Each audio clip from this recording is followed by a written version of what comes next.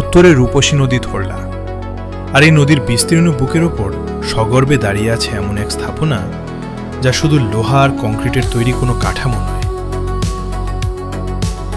লালমনিরহাট এবং কুড়িগ্রাম, উত্তরের এই দুই রত্নকে এক সুতোয় গেঁথেছে আমাদের এই ধরলা ব্রিজ।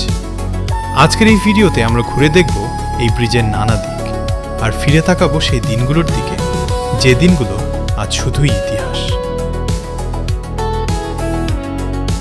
একটা সময় ছিল যখন এই ধরলার এপার থেকে ওপারে যাওয়াটা ছিল এক বিশাল লড়াই। ঘন্টার পর ঘন্টা ঘাটে নৌকার জন্য অপেক্ষা, কুড়িগ্রামের মানুষকে লালমনিরহাট আসতে কিংবা লালমনিরহাটের মানুষকে ওপারে যেতে পোহাতে হতো সীমাহীন দুর্ভোগ। বর্ষাকালে নদীর সেই রুদ্রমূর্তি, পারাপারের ভয়, আর সময়ের কতই না অপচয়। অসুস্থ রোগী নিয়ে মাঝ নদীতে নৌকার জন্য অপেক্ষার সেই কষ্ট হয়তো আজও অনেক প্রবীণের মনে দাগ কেটে আছে। দুই পারের মানুষ যেন একে অপরের খুব কাছে থেকেও ছিল অনেক দূরে।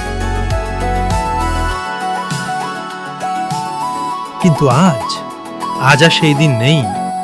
লালমনিরহাট আর কুড়িগ্রামের মানুষের অদম্য ইচ্ছাশক্তি আর পরিশ্রমের কাছে হার মেনেছে ধরলার প্রবল স্রোত। এই ব্রিজ শুধু দুই পারের ভৌগোলিক দূরত্ব কমায়নি, এটি কমিয়েছে হৃদয়ের দূরত্ব।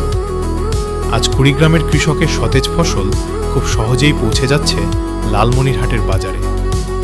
ব্যবসা, শিক্ষা আর চিকিৎসার জন্য এখন আর কাউকে নদীর ঘাটে প্রহর গুনতে হয় না।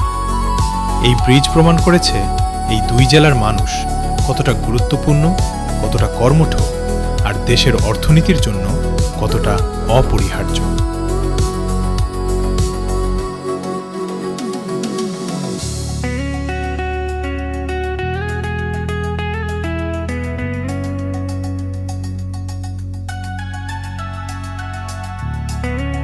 ভিডিওর এই দৃশ্যগুলোর দিকে একবার তাকান। ব্রিজের এক পাশে লালমনিরহাটের সতেজতা, অন্য পাশে কুড়িগ্রামের স্নিগ্ধতা। পড়ন্ত বিকেলে যখন সূর্যটা ধরলার জলে ডুব দেয়, তখন এই ব্রিজের ওপর দাঁড়িয়ে থাকা প্রতিটা মুহূর্ত যেন এক একটা ক্যানভাসের ছবি। বিকেলের হিমেল হাওয়া, নদীর কলতান আর যান্ত্রিক জীবনের ছুটে চলা সব মিলিয়ে ধরলা ব্রিজ যেন উত্তরের এক জীবন্ত স্পন্দন।